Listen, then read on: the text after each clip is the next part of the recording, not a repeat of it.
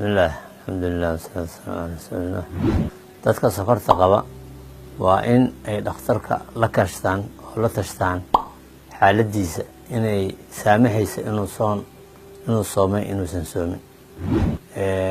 Markii loo idmo ruuxa la yiraahdo waa soomi kartaa, waxaa la rabaa horta suxuurta inuu daahiyo ilaa aadaanka agtiisa uu geeyo intaan la adimin.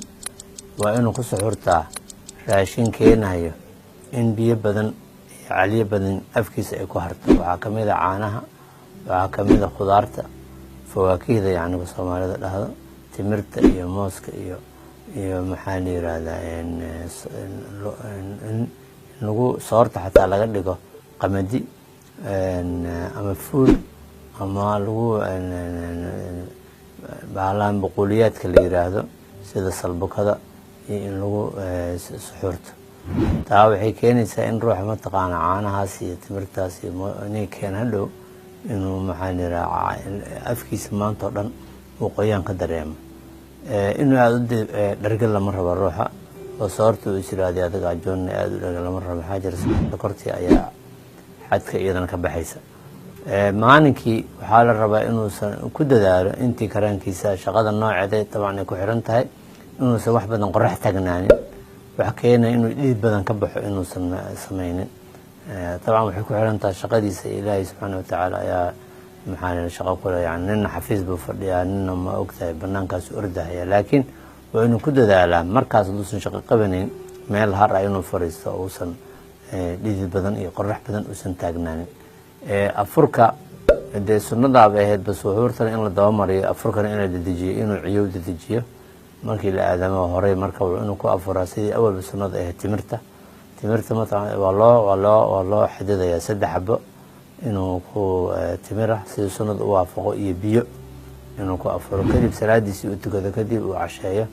marka afurkii iyo cashadii in la isku daro. cashadii marka waa inuu mataqaanaa waxaan karbohaydraadka la yiraahdo soorta iyo bariiska iyo baasadii uu yareeyo.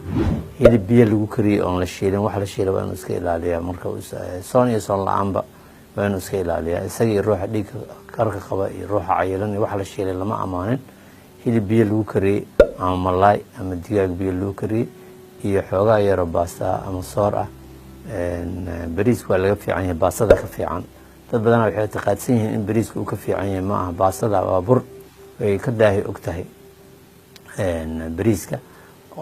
markaas ansalaatadii la saaro meesha, koostada tan iyadana biyo lagu kariyay aan la shiilin meesha, saxankii ay isla wada wadaagaan si meel yar ay ugu soo harto baastada ama soorta waxa keenaya. ama hadduu ku cunayo muufo, hadduu ku cunayo rooti wuxuu ku cunayo oo markaa waxaa ka baxay meesha baastadii iyo bariiskii hadduu rooti ku cuno.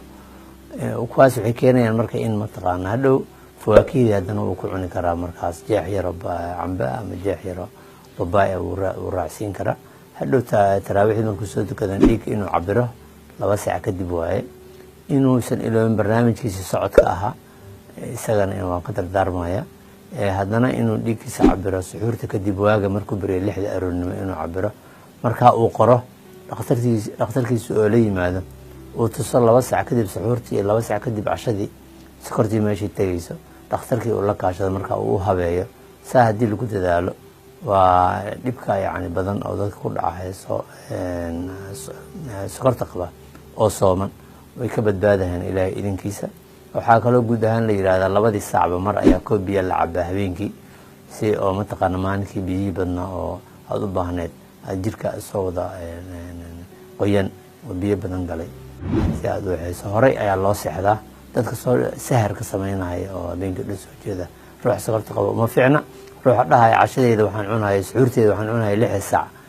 dadka sokorta qaba uma fiicna. waa inay nuska hore habeenkiina afurkii iyo isku daran mataqaana cashadii, suxuurtiina aad dib ugu dhigaan oo aadaanka ka hor ay qaataan. waxaan idin rajeynayaa caafimaad fiican. soonkeenana dhammaanteen Allah aqbalo.